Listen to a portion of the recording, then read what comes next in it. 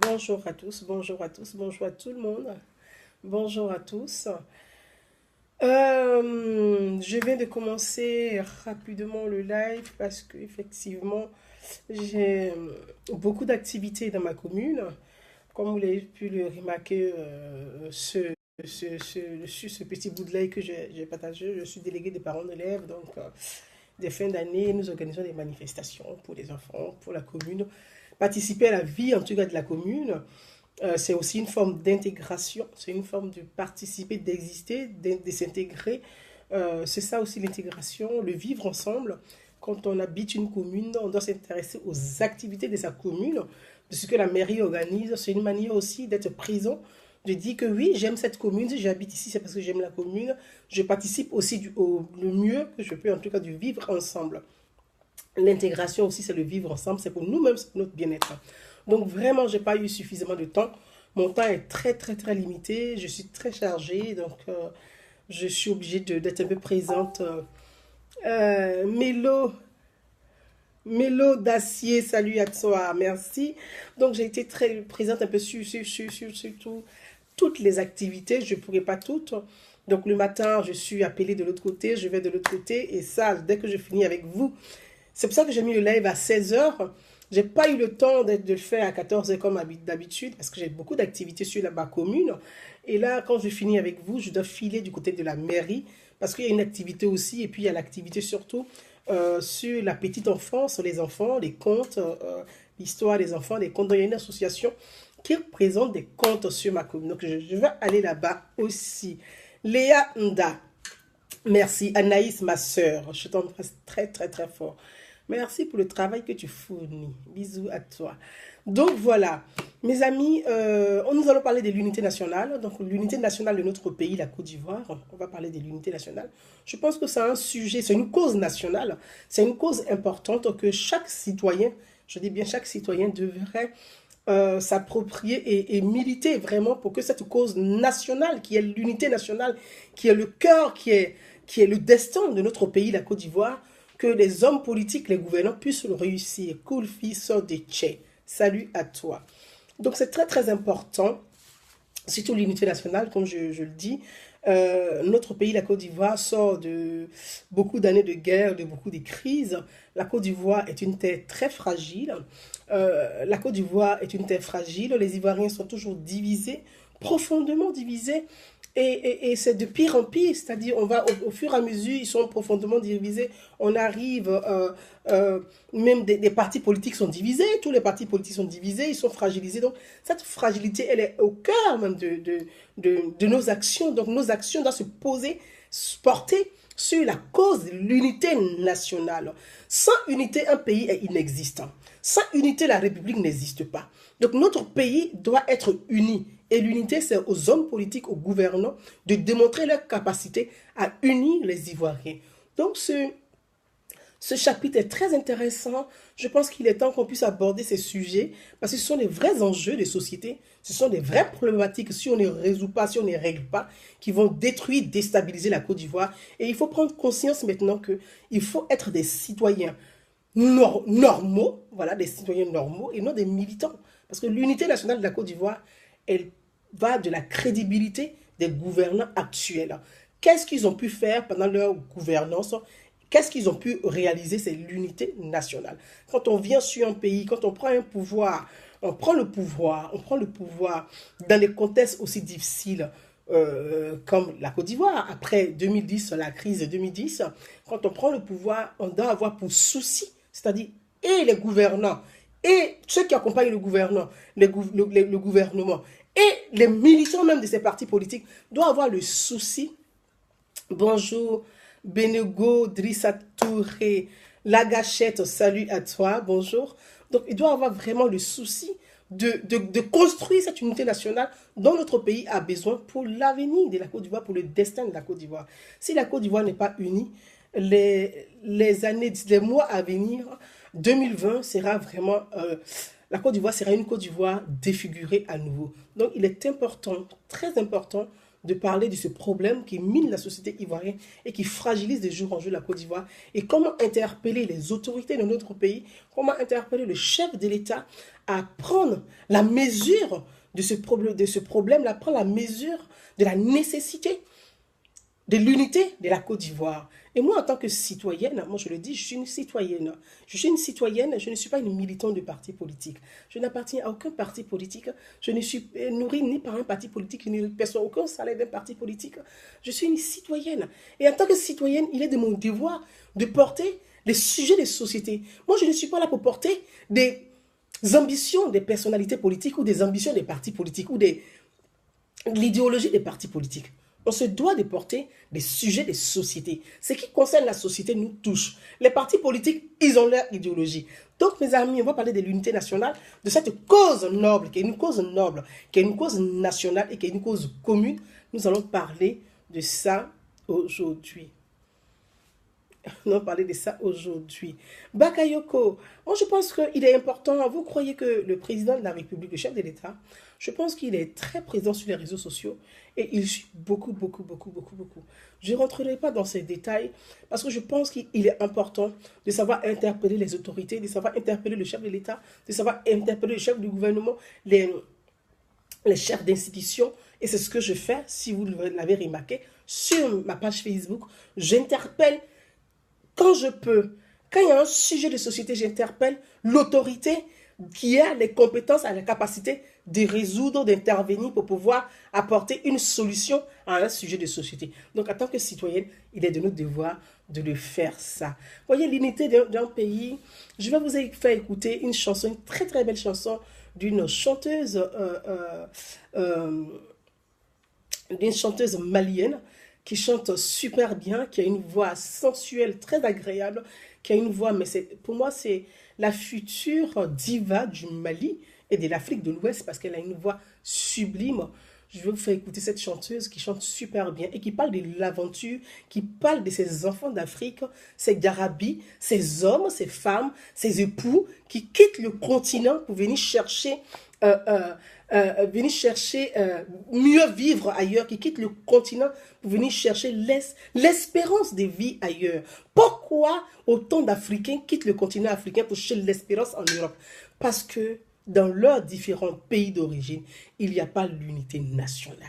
L'unité nationale est le socle de la cohésion sociale. L'unité nationale est le socle du développement. L'unité nationale est la base de l'émergence. L'unité nationale est le sens même d'une nation et de la vie.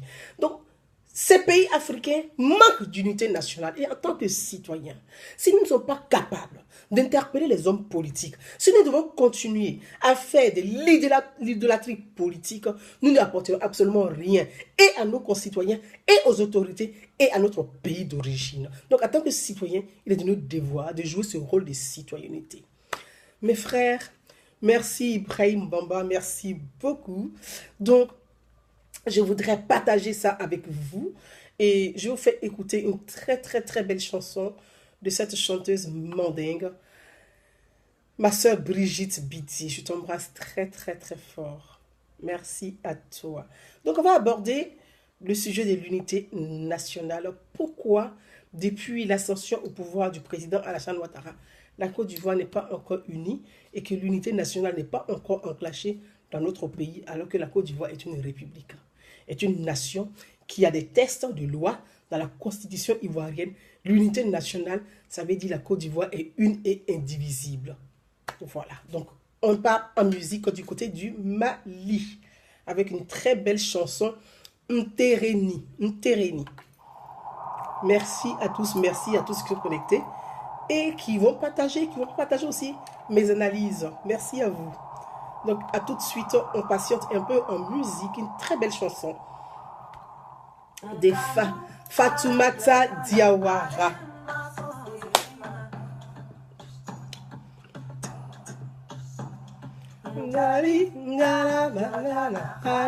Jarabitala Yorodjan. Ça veut dire son amoureux, son homme, son mari allait chercher mieux ailleurs. Et puis il ne revient pas. Yama, salut.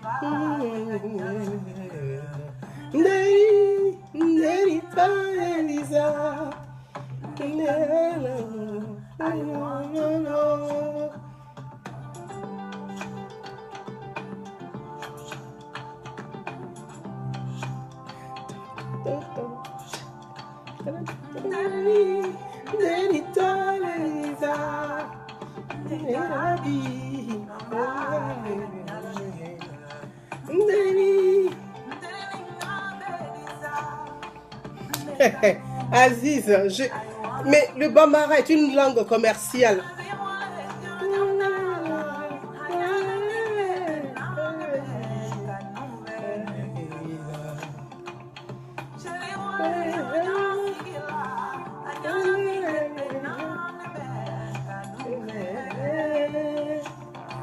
Et Claverie, Jackie.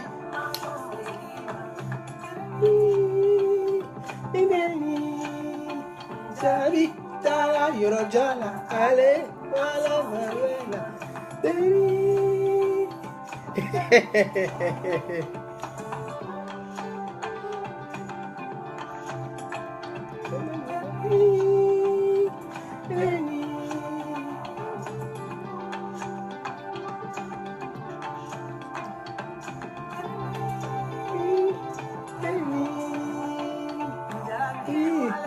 Si c'est une douce salut.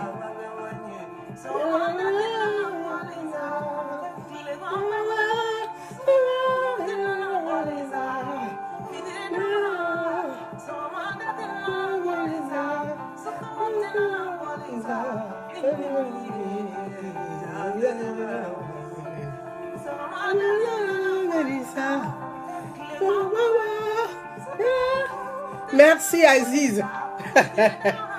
Il va m'apprendre du là.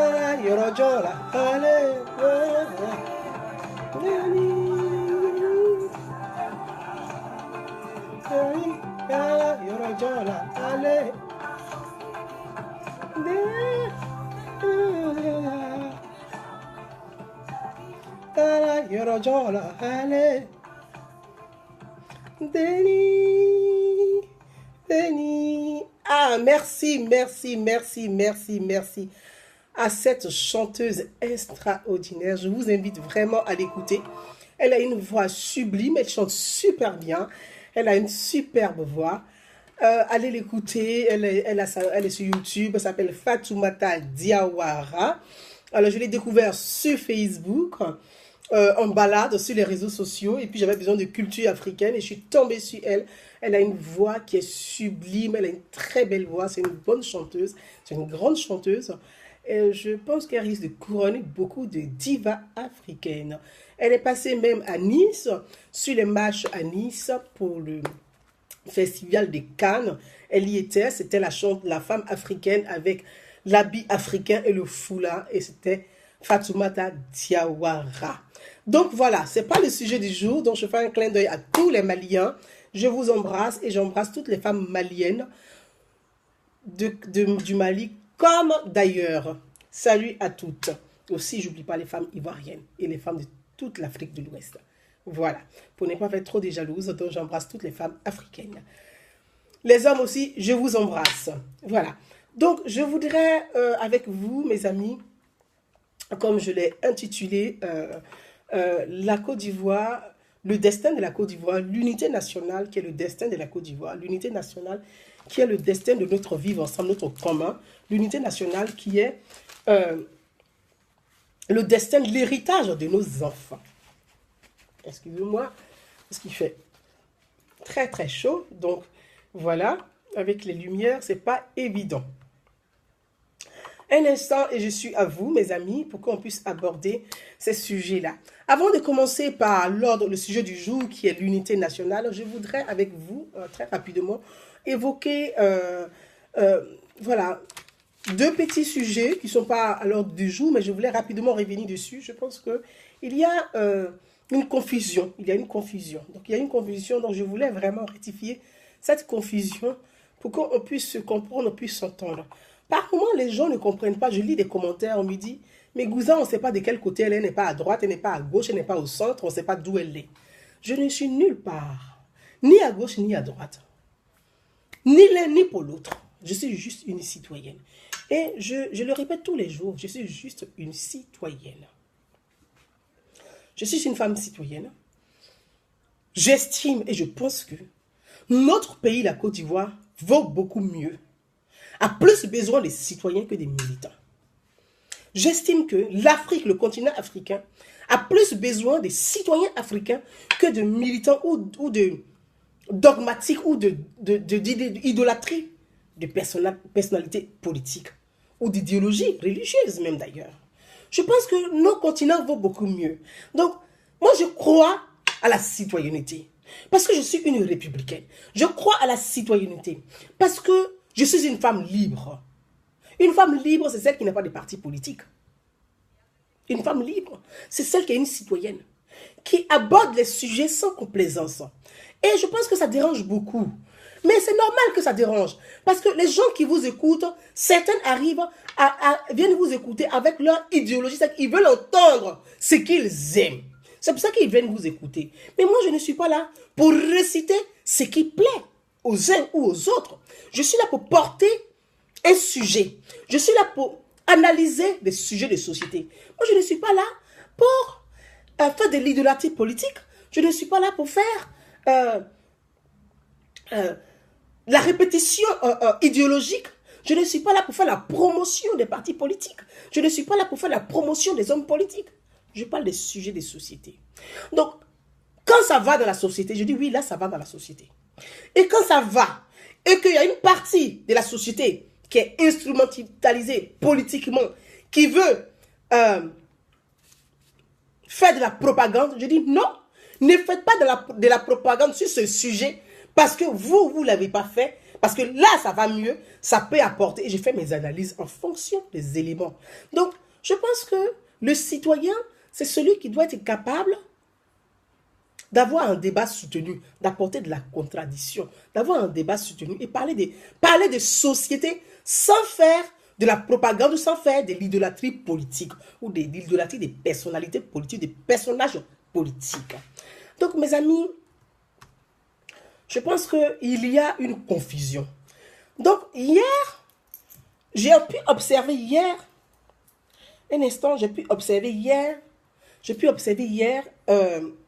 avec beaucoup je ne pourrais pas dire d'amertume, mais j'ai pu observer hier une photo de Serge Kassi que j'ai publiée sur ma page Facebook d'ailleurs, que j'ai vue hier, la photo de Serge Kassi qui était à l'arrêt de bus, si je ne me trompe pas. Voilà, il était à l'arrêt de bus et je pense que ce n'est pas la première fois, c'est la deuxième fois. Plusieurs fois, une fois il était au tramway, j'ai pu observer sur les réseaux sociaux, et là c'était à l'arrêt du bus. On peut même, si on va beaucoup plus loin, on peut même avoir les numéros du bus qu'il emprunte, on peut savoir à quel arrêt, à quelle rue, on peut imaginer et on peut observer cela. Donc, j'ai publié ça sur ma page Facebook, et pour moi, en tant que citoyenne, j'ai trouvé ça malsain. J'ai trouvé ça malsain, je l'ai publié sur ma page Facebook. J'ai trouvé ça malsain parce que je pense que c'est de l'harcèlement. Ça va de l'ordre pénal, c'est de l'harcèlement. Non seulement c'est de l'harcèlement moral, ça peut être aussi interprété comme de l'harcèlement physique. Parce qu'on s'attaque au physique de quelqu'un. Donc c'est de l'harcèlement physique. On s'attaque à son physique. On s'attaque moralement, on attaque ce côté moral. Donc, je pense qu'il y a une confusion. Il y a une confusion. Quand on est militant d'un parti politique, quand on est militant d'un groupement politique,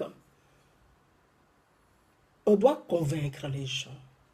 On doit convaincre par la discussion, par le débat, par un débat intelligent, par un débat soutenu. On doit aller convaincre les gens et leur expliquer pour dire, nous voudrons que vous vous joignez à nous parce que voilà, nous estimons que notre parti politique ou le personnage politique que nous suivons est quelqu'un qui est capable d'amener un bien-être, est quelqu'un qui est capable d'apporter l'unité nationale dans notre pays, est quelqu'un qui est capable d'apporter la paix dans notre pays, est quelqu'un qui est capable d'apporter le vivre ensemble dans notre pays, est quelqu'un qui est capable d'apporter un minimum de revenus aux pauvres, et quelqu'un qui est capable de redistribuer la richesse du pays de façon équitable et juste.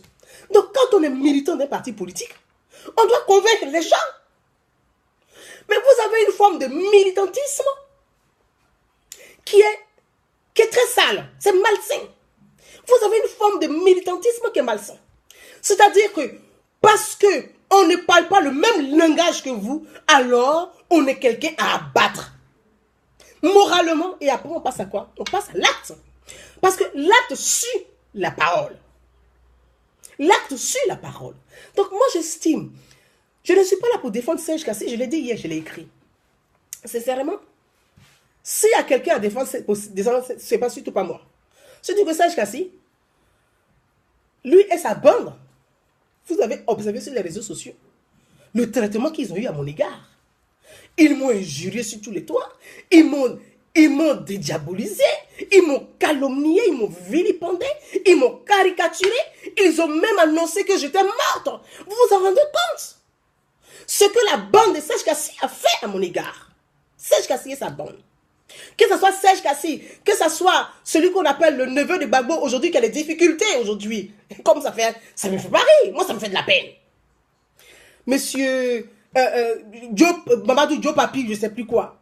Ce grand monsieur qui a eu le kilo de moi m'insulter sur les réseaux sociaux, il en est où aujourd'hui?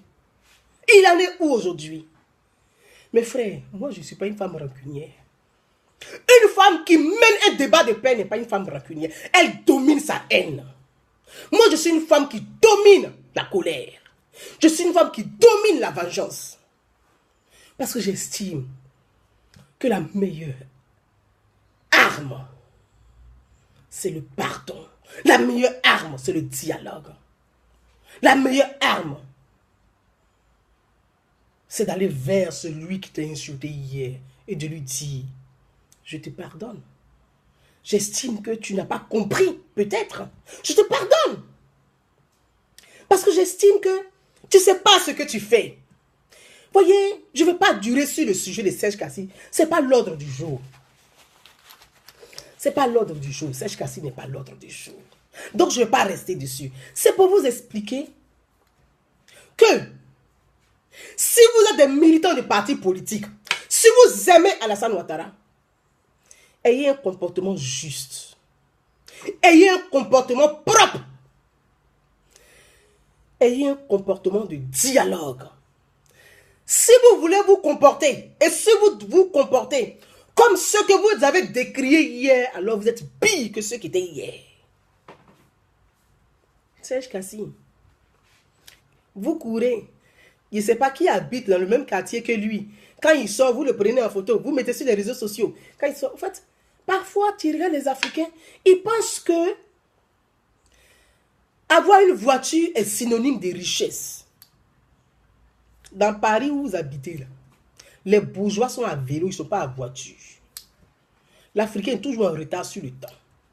À Paris où vous habitez, là, les bourgeois, les vrais riches, là, ils sont à pied. Ils ne sont pas à voiture. Ils prennent le métro. Les vrais riches, les bourgeois, ce qu'on dit les bourgeois, là, ils prennent le métro, ils prennent le bus, ils prennent le vélo. Ils ne sont pas en voiture. Le pauvre aime le matu vu, c'est lui qui traîne en voiture. Ce n'est pas le riche. Le riche, quand il prend sa voiture à Paris, quand il habite Paris, il prend sa voiture, c'est qu'il va à la campagne. Parce qu'il ne prend pas sa voiture pour se promener dans Paris. Ça, ce n'est pas un sujet.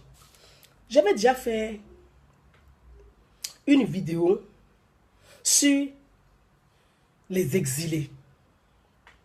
Les droits des exilés et les devoirs des exilés. Et dans cette vidéo, j'avais expliqué, quand on est en exil, qu'on obtient le statut, quand on est en exil, qu'on obtient le statut, qu'on est aidé financièrement par l'État qui vous a donné le statut d'exilé politique, on n'a plus le droit de se mêler de la politique intérieure de son pays. Je l'avais expliqué. On ne se mêle plus de la politique intérieure de son pays. Sinon, le président de la République de ton pays, là, il peut demander au pays qui t'a accueilli et qui t'a donné le droit d'asile de dire, il faut lui retirer parce qu'il fait de la politique.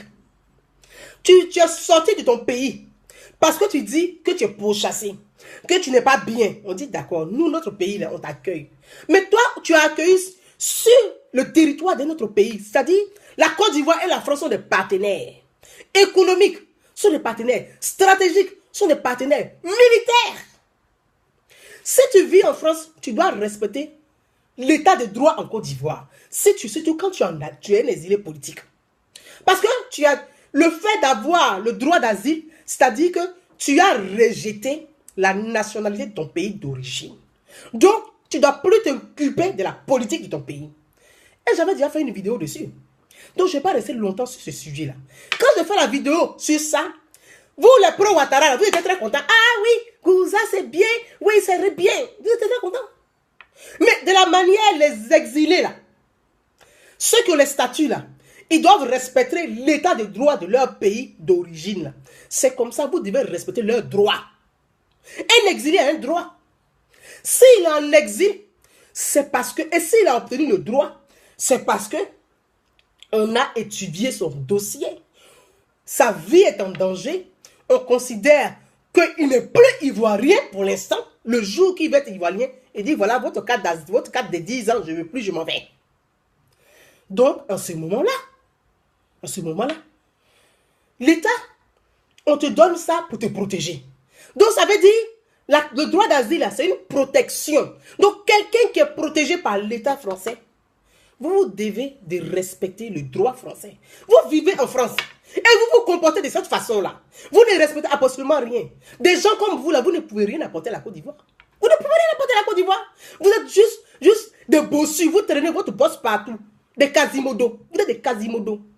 Des Quasimodo qui cherchent qu'à manger, ils traînent leur boss partout. Ils pensent que comme c'est Alassane Ouattara qui est au pouvoir aujourd'hui, on va dire Alassane Ouattara, faut pas parler de lui. Oh, il travaille bien, il fait ceci, il fait cela. Et tout ce vocable-là pour manger. Le jour que ça va pas être Alassane Ouattara, ça va être un autre demain encore, ça va être la même chose. Après lui encore, ça va être... Là, ils sont assis, ils sont en train de réfléchir, mais en 2020, là, qui va être au pouvoir là? Ah, bon, qui est capable de venir au pouvoir? On va aller vers lui, on va aller... Donc, ils sont... C'est-à-dire ce sont des Quasimodo, des bossus de Notre-Dame, ils traînent leur boss partout. Moi, je ne vais pas rester longtemps sur l'histoire de Serge Kassi. Par exemple, Serge Kassi, là, si vous voulez le rappeler à l'ordre, dites à Serge Kassi que, en France ici, là, il doit respecter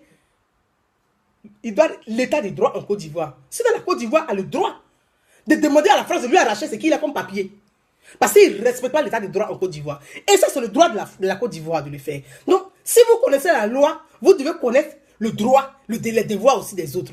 Moi, je ne vais pas rester très longtemps dessus. Voyez, le problème des militants des partis politiques, ils ne sont pas des militants, ce sont des endoctrinés. Donc, ils n'ont pas de culture politique. On ne leur apprend pas la politique. Eux, ils pensent que être militant là, c'est chanter les louanges des personnalités politiques. Et pour eux, être militant là, c'est applaudir seulement, attraper les sacs à mecs, placer les chaises, porter les t-shirts avec les casquettes pour chanter. C'est pas ça, être militant. Être militant, c'est d'aller convaincre les autres. Être militant, c'est dialoguer avec les autres, convaincre ceux qui ne sont pas d'accord avec toi. Ta capacité à convaincre fait de toi un bon militant. Ta capacité à convaincre, à apporter la contradiction soutenue fait de toi un bon militant. Sinon, tu n'es pas un militant, tu es un adepte de gourou politique. Tu n'es pas un militant, tu es un adepte de gourou politique. Et c'est ça tout le problème de la Côte d'Ivoire. On assiste à des jeunes Ivoiriens qui sont tous des adeptes. Il n'y a pas un qui va sortir de là avec quelque chose de bon dans la tête. Ils sont tous des adeptes politiques. C'est-à-dire que tu ne peux même pas interpeller l'État. Quand tu veux interpeller l'État, il ne faut pas l'interpeller parce qu'il construit des ponts, il construit des routes. Mais routes là, il y a quoi? On ne peut pas interpeller le président de la République. Parce qu'il construit une route qu'on peut pas l'interpeller. Est-ce que c'est routes seulement qui sont les problèmes de société? Il y a plein de problèmes de société dans le pays. Je ne vais pas rester très longtemps sur l'histoire des Serge Kassy. Les amis, on va rester très longtemps dessus. Donc, voyez, je ne vais pas m'atteler sur son sujet. Ensuite, j'ai eu une brève vidéo que je vais rapidement commenter sur les 33 familles des Danga, Cocody Danga, qui ont été reçues à l'Assemblée nationale par le directeur du cabinet du président de l'Assemblée nationale. Vous voyez, mes amis, ça m'a interpellé. Ça aussi m'a interpellé. Parfois, on trouve que je suis très dur. Mais moi, je le dis, je le répète, je ne suis pas une milieu de partis politiques. Quand le président d'une institution se comporte de façon anti-républicaine, je dis non, monsieur le président de l'institution, là, ça ne va pas. Vous vous comportez mal, là, ça ne va pas. Quand l'opposition se comporte mal, il dit, mais là, ça ne va pas, vous vous comportez mal. Moi, c'est ça être citoyen. J'interpelle, mais je fais des propositions. Je fais des propositions. Je ne suis pas là pour chercher à plaire à qui que ce soit, pour dire, oui, j'ai voiture, j'ai maison, j'ai ceci. Moi, je ne cherche pas. Tu sais qui je suis, tu sais qui je suis. Là. Je ne suis pas venu sur Facebook pour ça. Ça ne m'intéresse pas. Ce genre de mentalité, ce n'est pas pour moi ça. Ce n'est pas pour moi ce genre de mentalité. C'est pour ça que les gens disent, on n'arrive pas à te cerner. Mais vous ne pouvez pas me cerner parce que dans votre logique, vous êtes des adeptes de gourou. Donc, quand tu es adepte de gourou, est-ce que tu peux cerner quelqu'un qui est libre? Parce que toi, tu es emprisonné, tu es embrigandé dans ta tête là. Est-ce que tu peux comprendre quelqu'un qui est libre? Toi, tu te dis, mais pourquoi elle est trop libre? Donc, tu ne comprends pas. C'est normal. J'ai vu une vidéo qui circule sur des gens de Cocody Danga qui ont été reçus par le directeur du bureau du président de l'Assemblée nationale. Vous voyez, dans une république, si les institutions fonctionnent mal, la société fonctionne mal. C'est pour ça que j'ai parlé de l'unité nationale, le thème de mon entretien avec vous. Je parlais de l'unité nationale. Voyez, madame la députée de Cocody, madame Yasmina Onye, est partie avec un groupe de familles à l'Assemblée nationale pour échanger de façon publique parce que ça a été publié sur les réseaux sociaux. Donc, c'est de façon publique. Ça veut dire publiquement avec des familles.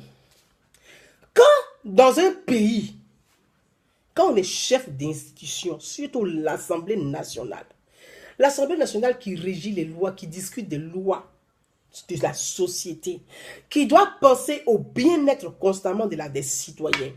Quand on est président de l'Assemblée nationale et qu'on a en charge des parlementaires, il y a des commissions parlementaires qui devraient exister à l'Assemblée nationale. Ces commissions parlementaires-là, ils sont en plusieurs groupes. Je ne parle pas des groupes parlementaires.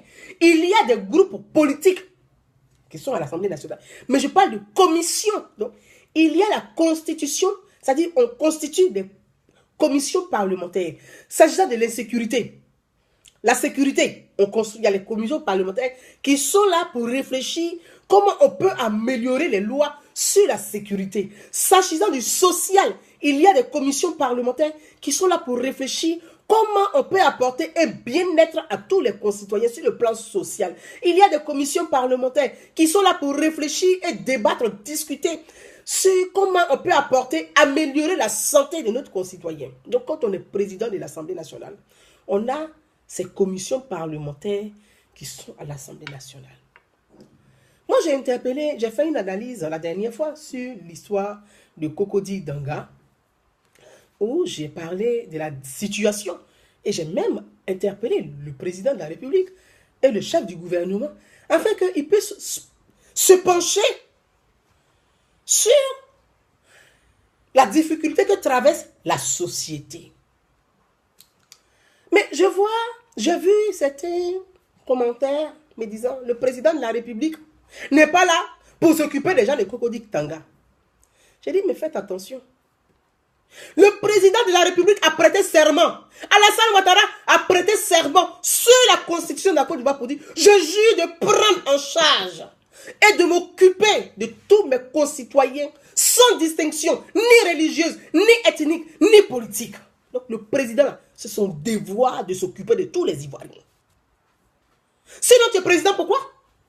Le président de la République, il est là pour tous les citoyens ivoiriens. Sur le territoire ivoirien et en dehors du territoire ivoirien. Il y a des gens qui ne comprennent rien à la loi. Ils pensent que c'est le fait de venir chercher les vieilles femmes sur Facebook là qui va faire qu'ils soient intéressants. Il y a des vieilles femmes aussi. Elles pensent que c'est le fait de chercher les petits garçons là qui vont faire qu'ils soient intéressants. Non, ils sont dans un délire sur les réseaux sociaux. On dit réseau social. Il y a les cas sociaux. Mais pour les Ivoiriens là, ça a dépassé l'entendement du cas social. C'est devenu autre chose. On ne peut pas interpeller le président de la République. Parce que pour eux, non, il ne faut pas parler d'Ado. Moi, je parle d'Alassane Ouattara, je ne parle pas d'Ado. Parce que ce n'est pas mon camarade pour l'appeler Ado. Je dis le président de la République, Alassane Ouattara. Je ne l'appelle pas Ado, ce n'est pas mon camarade. Pourquoi je puisse l'appeler comme un camarade pour dire Ado, Ado, Ado? Mais ce n'est pas Ado, c'est monsieur le président de la République. Le président de la République a été élu pour tous les Ivoiriens. Qu'ils soient en Côte d'Ivoire, qu'ils soient en exil, qu'ils soient sur les camps de réfugiés, qu'ils soient en Europe, qu'ils soient en Amérique, qu'ils soient en Angleterre, qu'ils soient en Asie. Le président Alassane Ouattara est le président de tous les Ivoiriens. Donc quand il y a un groupe d'Ivoiriens qui a une difficulté, le président doit les prendre en charge.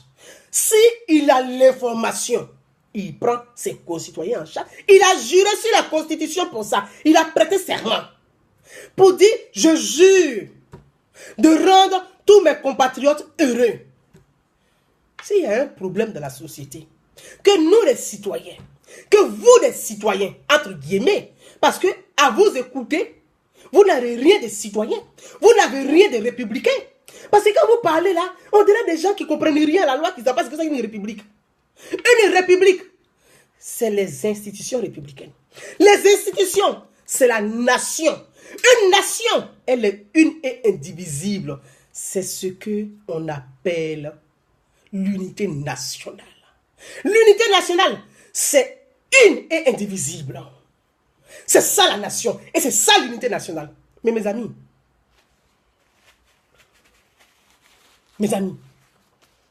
si vous êtes conscients là où vous êtes assis, ceux qui m'écoutent et ceux qui vont m'écouter, la Côte d'Ivoire est unie. Est-ce que la Côte d'Ivoire est unie aujourd'hui? Vous pouvez jurer la main sur le cœur que ce pays-là est uni. Il y a un problème dans la société. C'est vous qui vous autoproclamez militant d'Alassane Ouattara. Si vous n'êtes pas capable, de porter un débat de société, de dire, monsieur le président, on a nos frères qui sont là, qui souffrent. Monsieur le président, il y a des gens qui ont faim. Si vous n'êtes pas capable de le faire, alors vous êtes pire que ce que vous avez décrié hier. C'est pour ça que je dis une chose.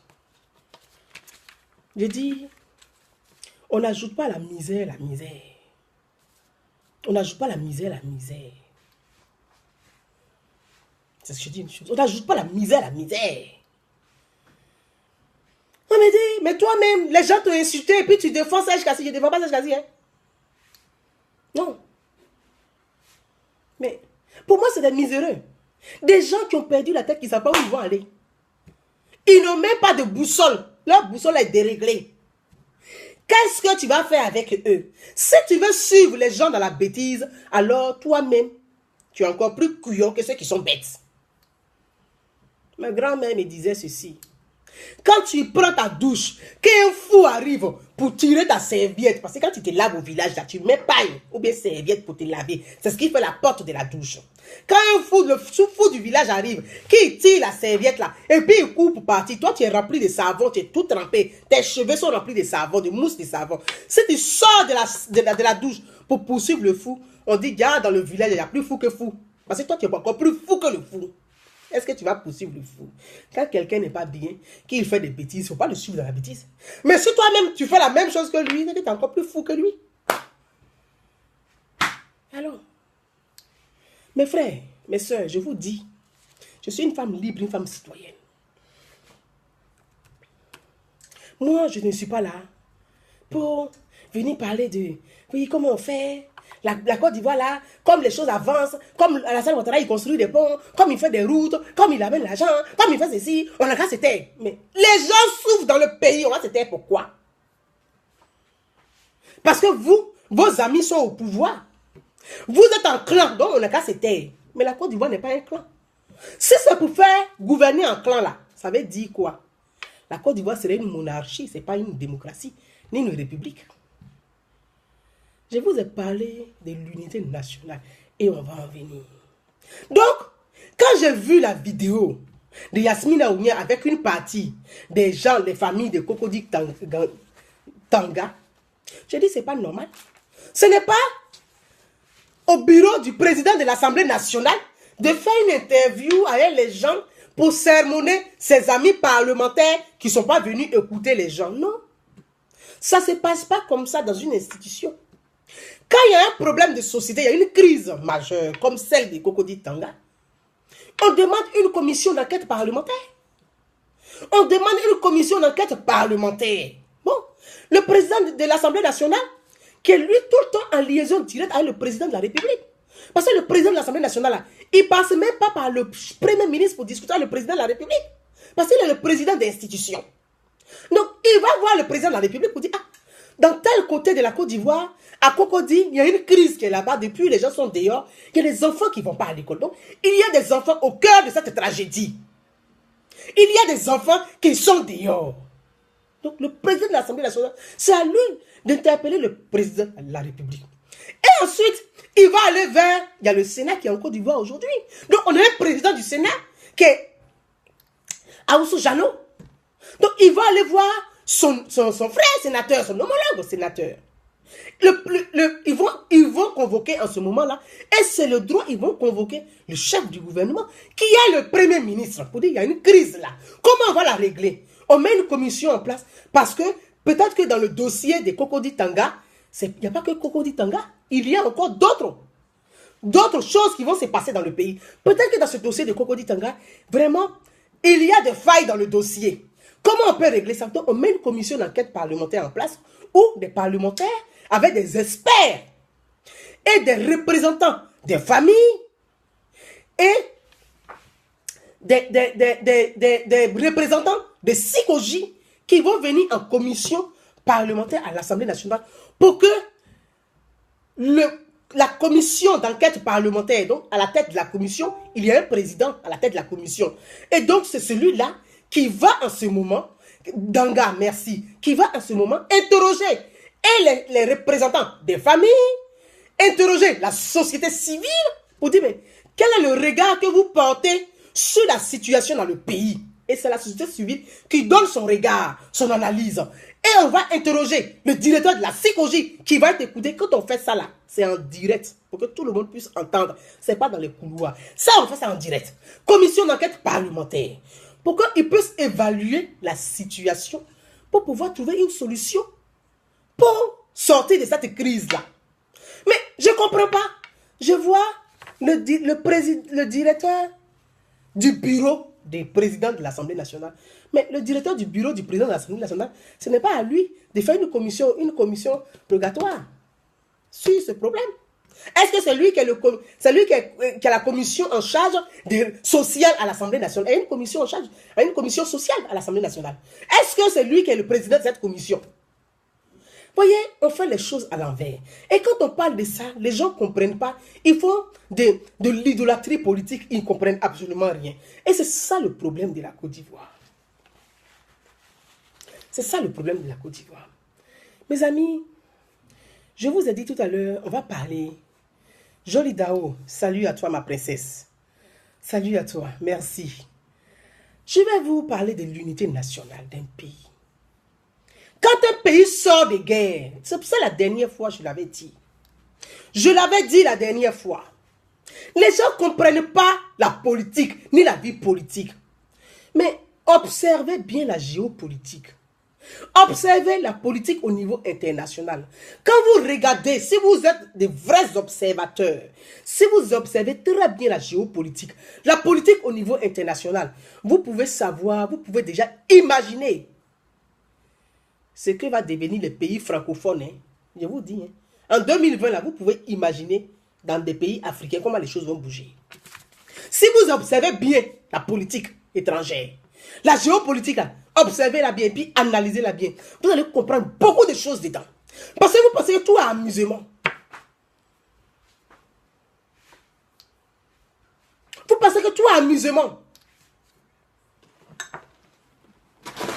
Excusez-moi. Je vais vous montrer quelque chose. Pour en finir avec Cocody Danga, et puis on va arriver rapidement à l'histoire, à l'unité nationale du pays. Voyez, je vais vous montrer les documentations, ça là. Vous voyez cette documentation là. Vous voyez ça? Regardez derrière. Très bien. Regardez cette documentation et je vais vous expliquer. Regardez les constructions, hein, les plans. Regardez ça, il y a le logo de la Côte d'Ivoire dessus. Regardez bien ça. Je vais vous montrer cette documentation. Voilà, je ne jette pas papier comme ça parce que j'aime beaucoup écrire. Regardez ça. Regardez ça.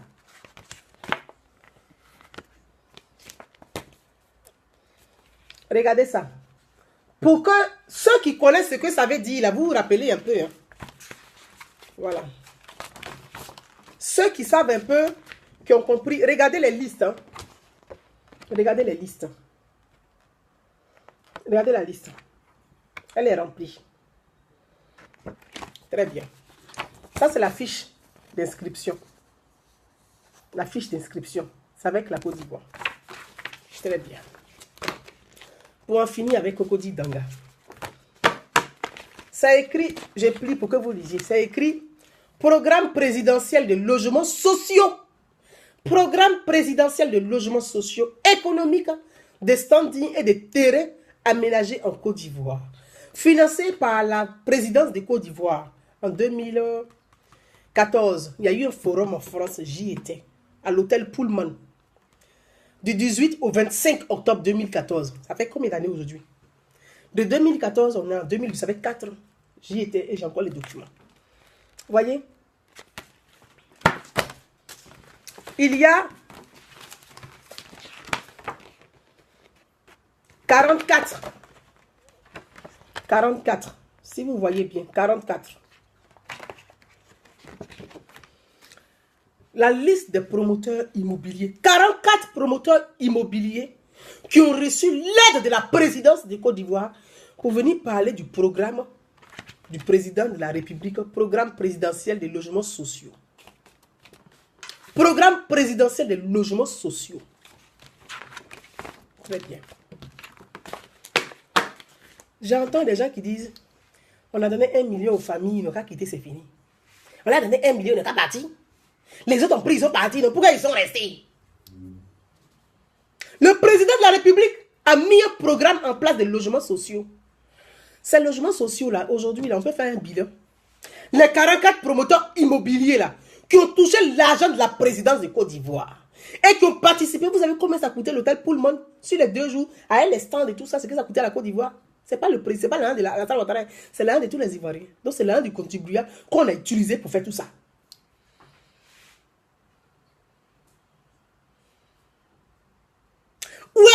Où sont ces promoteurs immobiliers pour faire le bilan? On dit logements sociaux. Ces logements sociaux-là, qui a bénéficié de ces logements sociaux? Qui a réellement bénéficié? Moi, je souhaiterais qu'il y ait une ouverture d'enquête en Côte d'Ivoire. Et ça, c'est le rôle de l'Assemblée nationale. Qui va dire, mais il y a un problème dans la République. Le président a mis de l'argent en place, des fonds en place, a donné à des promoteurs immobiliers. Ils ont acheté des terrains, ils ont chassé les gens de leur terrain. Ceux qui ont fui la guerre, ils ont récupéré leur terrain. Ils ont pris pour faire pour eux. Ils sont assis dessus. Ils disent qu'ils construisent villa. Les gens ont souscrit, d'autres n'ont pas eu maison. D'autres n'ont même pas eu maison. Mais c'est un programme social. Donc la CECOJ là, est une agence immobilière de l'État. La CECOJ fait du social. Donc c'est parce que le président savait que de toute façon, l'année qui venait les échéances, la CECOJ allait être détruite. Donc on fait un programme immobilier. Mais les premiers d'abord pour ce programme immobilier, c'était des gens de la CECOJ. Puisqu'on savait que la psychologie, ces terrains allaient être démolis. Donc, ce sont les premières personnes qu'on devait accompagner à se reloger avec ce programme immobilier que le président a mis en place. Mais où sont passés les promoteurs immobiliers? Ils sont où? Les 44 promoteurs qui ont rempli Paris ici avec leur cravate et puis leur veste dans la chaleur, ils sont passés où? Ils sont où? C'est-à-dire quand ils ont entendu que le président va mettre un fonds en place d'investissement là, les proches même des ministres là, les ministres eux-mêmes là, ils sont allés créer des entreprises pour pouvoir bouffer dans les fonds de l'État là encore. Les fonds des pauvres là encore. C'est ça la réalité. Et ça là, on ne peut pas dire ça. On ne peut pas dire ça. Vous êtes assis sur les réseaux sociaux là, en train de faire du dogmatique politique. Vous n'êtes même pas capable de porter les problèmes de société. Vous vous prenez pour des militants. Vous n'êtes pas des militants parce que vous êtes incapable de débattre. Vous êtes incapable de convaincre les gens. Vous êtes des adeptes de gourous politiques. Vous n'êtes pas des militants. Vous n'apportez rien dans le débat même du RDR. Vous n'apportez rien. Vous n'apportez rien dans le débat du PDCI. Vous êtes inutile. Est-ce que vous voyez même votre personnalité vous consulter? Parce qu'ils savent que vous ne valez rien. Vous êtes des suiveurs, tout simplement. Donc, quand il y a les familles qui sont dehors, nous, en tant que citoyens, on doit dire, mais le président a mis un programme immobilier en place pour les logements sociaux. Donc, la CECOJ, normalement, là, la CECOJ s'est reconvertie. La CECOJ devait, et avec le chef du gouvernement, dire, voilà, il y a un programme immobilier qui est mis en place. Normalement, il y a des logements sociaux. Dans ce cas, on va essayer de reloger ces familles-là dans ces logements sociaux pour détruire ces logements qui sont déjà insalubres et qui sont impropres, qui sont devenus vraiment pour la sécurité de nos concitoyens. Ils ne peuvent plus vivre dans ces endroits-là. Donc, comme on va démolir là, il faut les reloger quelque part. Mais est-ce qu'on a fait ça en Côte d'Ivoire? Est-ce qu'on a proposé de les reloger puis ils ont dit non? On vient, on dit prenez 1 million, 1 million. En Côte d'Ivoire, là, vous pouvez aller payer. Dites-moi, ton loyer fait 150 000 francs CFA. Tu t'en vas simplement dans une agence immobilière, ils te demandent 1 an de caution. 1 an de caution. 1 million, on fait quoi en Côte d'Ivoire? Pour reloger les familles. Mais les ministres qui sont remplis autour de la salle Ouattara, là, ils ont des agences immobilières, ils ont des logements sociaux qu'ils ont mis en location. Moi, je pense que le président doit tout savoir sur vous. Hein. Le président doit tout savoir sur vous. Hein. Parce que si Alassane Ouattara échoue l'unité nationale, c'est à cause de vous. Moi, je suis avec vous. Et je vais vous rappeler ça tous les jours. Parce que dans votre attendement là, vous pensez qu'Alassane Ouattara est président pour vous.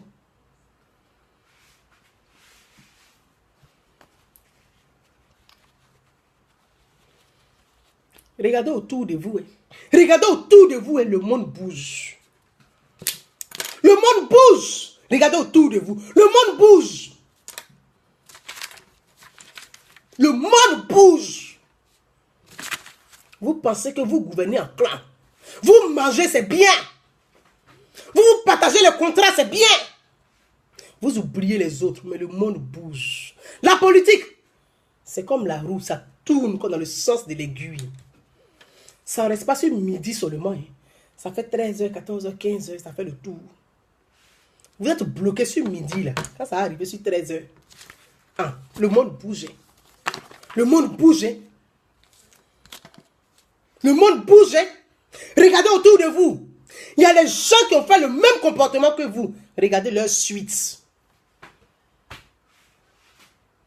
En politique, il ne faut jamais être sûr de soi. Il ne faut jamais être sûr de soi en politique. Parce que tu ne sais pas de quoi demain est fait.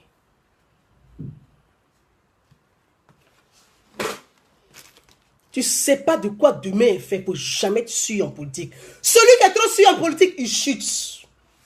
Et sa chute, là, il ne s'en rend pas compte. Quand tu es trop sûr de toi en politique, c'est que tu es prêt à trébucher. Il faut toujours douter en politique. C'est le doute là qui te remet en cause. Il dit, ah, est-ce que j'ai bien fait? Est-ce que je fais bien? Est-ce que je pense aux autres?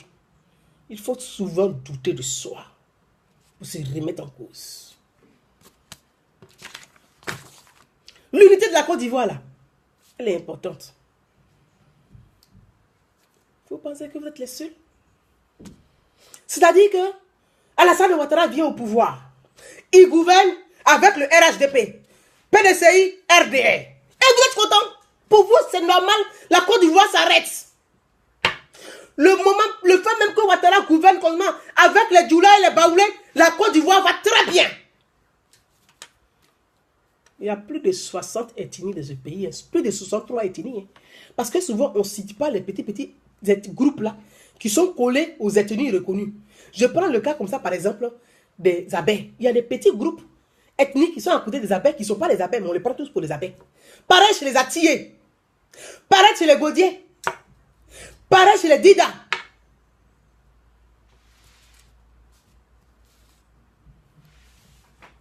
Vous faites exactement comme le Kang Bagbo. Le Kang Bagbo, là, ils n'écoutaient pas les gens. Le Kang Bagbo, là, ils étaient aveugles. Le Kang Bagbo, ils écoutaient, ils étaient sourds. Ils pensaient que le fait de gouverner en groupe, entre eux, la Côte d'Ivoire allait bien. Non. Non. La nation, elle est une et indivisible. C'est ça l'unité nationale. Et l'unité nationale, elle doit être présente dans les actes. C'est par les actes qu'on voit, qu'on constate l'unité nationale d'un pays. Ce n'est pas dans les slogans. Les slogans, là, ce sont des slogans. Mais dans les actes, on dit à Alassane Ouattara, tu es venu au pouvoir. Quand tu venais au pouvoir, la Côte d'Ivoire était en sang. Très bien. Tu as dit que tu vas réconcilier les Ivoiriens parce qu'ils sont divisés. Tu as dit que tu vas unir les pays. On a t'a fait confiance. Il en est où 10 ans après? Est-ce qu'on peut te faire confiance à nouveau? C'est ce qu'on appelle la confiance. Vous êtes assis là. Vous êtes autour de ce monsieur. Il va chercher l'argent pour faire avancer le pays. Il vient ici. Vous êtes assis, vous mangez. Vous êtes content. Le malheur d'Alassane Ouattara, c'est qu'autour de lui, il y a beaucoup d'incompétents. Le malheur d'Alassane Ouattara, là, il y a beaucoup d'incompétents autour de lui. Il y a beaucoup d'incompétents qui gouvernent avec lui. Eux, ils sont ministres. Pour eux, c'est parce qu'ils sont des militants qu'ils sont ministres. Non. C'est ça l'erreur. C'est ça l'erreur. Ils pensent qu'ils sont ministres. Ouattara les a nommés ministres parce qu'ils sont des bons soldats du RDR. Non.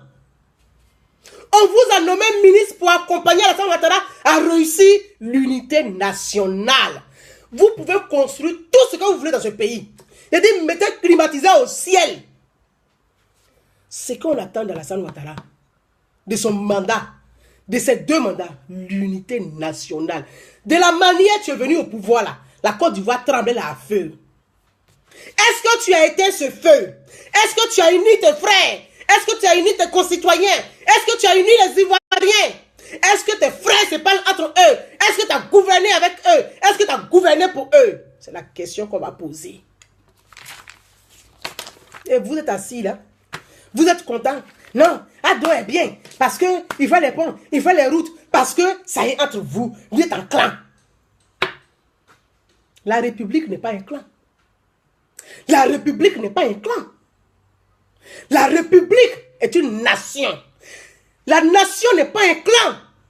La nation, c'est l'ensemble de tous les concitoyens. Et ça doit s'observer dans la gestion du pouvoir. Dans la gestion du pouvoir. On est là, on dit oui. Quand je parle des Andinais, mais le président a gagné les élections. Vous pensez que l'unité nationale, c'est avoir gagné les élections? Vous pensez que l'unité nationale, c'est le fait d'être élu à 90% ou à 96%? Non! C'est pas ça l'unité nationale.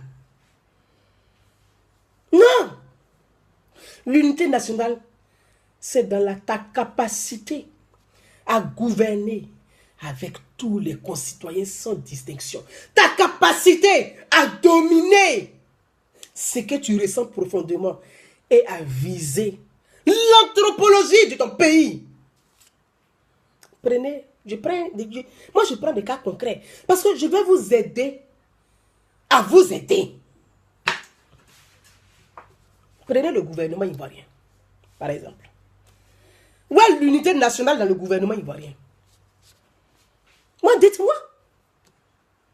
Où est dans le gouvernement ivoirien, où est l'unité nationale? L'unité nationale doit se constater dans le gouvernement. Dans le gouvernement. On doit avoir la représentation de toutes les régions de Côte d'Ivoire dans le gouvernement.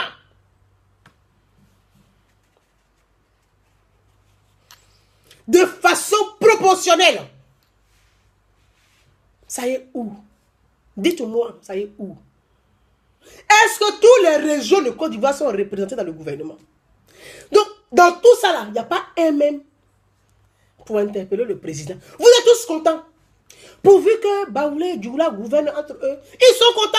Pour eux, la Côte d'Ivoire est unie. Ah bon? Avec deux ethnies, la Côte d'Ivoire est unie.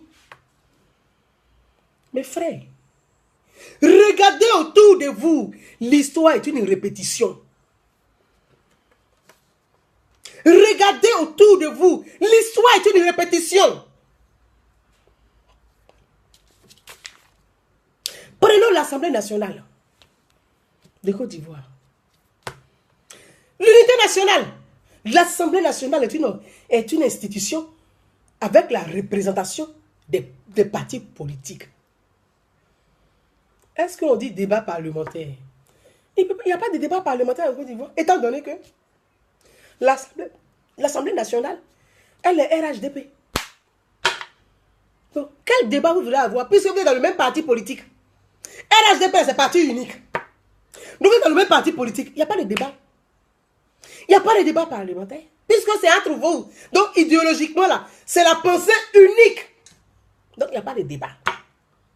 Prenez le Sénat. C'est toujours le RHDP. Djoula Baoulé. Le RHDP.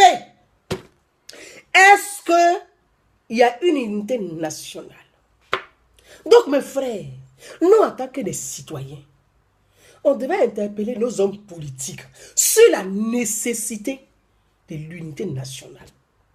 D'en faire une cause nationale et une cause commune pour le destin de notre pays, pour l'avenir de nos enfants, pour l'héritage de nos enfants. Si on n'est pas capable d'interpeller nos hommes politiques,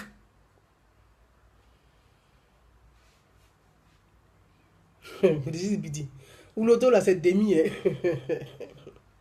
Ahmed Diego, salut mon frère. Si on n'est pas capable d'interpeller les hommes politiques, vous dites, mais nous sommes tous des Ivoiriens sur le même territoire. Il n'y a pas de raison qu'on a décrié hier. On a fait la rébellion hier pour dire que on était lésés, qu'on ne nous a pas considérés, qu'on n'avait rien dans la société, il n'y avait pas d'égalité. Mais on est au pouvoir aujourd'hui là. On doit se battre pour qu'il y ait cette égalité. Mais non! Vous êtes entre vous en clan. Donc le combat que vous avez fait hier, c'est un combat qui était zéro alors. Ce n'était pas un combat de l'égalité. Mes frères, je l'ai dit la semaine dernière. J'ai dit, Bédié fut une illusion pour la Côte d'Ivoire. Ça a été illusoire. Parce qu'on n'a pas imaginé qu'on avait un coup d'État. Donc c'était illusoire. Gbagbo fut échec. Parce que la Côte d'Ivoire était divisée en deux. Le nord et le sud. Gbagbo n'a pas réussi à réconcilier le nord et le sud. Donc ça a été échec. Donc, on a mis espoir. On dit Alassane Ouattara, il va réussir là où Gbagbo a échoué. Donc, on attend d'Alassane Ouattara l'unité nationale de la Côte d'Ivoire. C'est ce qu'on attend de son bilan. L'unité nationale de notre pays. L'amour de la Côte d'Ivoire est dans l'unité nationale. Si on n'est pas capable d'unir la nation, il ne restera plus rien de la nation. Ça va être une Côte d'Ivoire fragmentée encore à nouveau. Donc vous, les hommes politiques, votre devoir, Votre souci, c'est l'unité nationale. Vous devez en faire une cause nationale. Mais personne n'a pas dans le pays. Chacun est sur ses calculs politiques. Comment je vais faire pour venir au pouvoir? Comment je vais faire pour rester au pouvoir? Comment je vais faire pour rester ministre? Comment je vais faire pour rester député? Comment je vais faire pour rester président de l'Assemblée? Comment je vais faire pour rester ceci? Mais non, non. Et le peuple, qui pense au peuple, comment nous allons faire pour aider le peuple à s'unir? Comment nous devons faire pour aider les hommes politiques à prendre conscience que la Côte d'Ivoire doit s'unir? Mes frères, quand on parle de ça, ce n'est pas une question de passion politique. Je l'ai toujours dit. Les hommes passionnés n'ont jamais sauvé la terre, n'ont jamais sauvé un pays. Bien au contraire, ils ont détruit le pays. Ce n'est pas la passion qui construit, c'est l'intelligence, la sagesse. Et c'est la raison qui construit, ce n'est pas la passion. La passion ne peut pas construire. C'est la raison qui construit. Notre raison, c'est unir la Côte d'Ivoire. Amener nos hommes politiques à prendre conscience que la Côte d'Ivoire, la nécessité,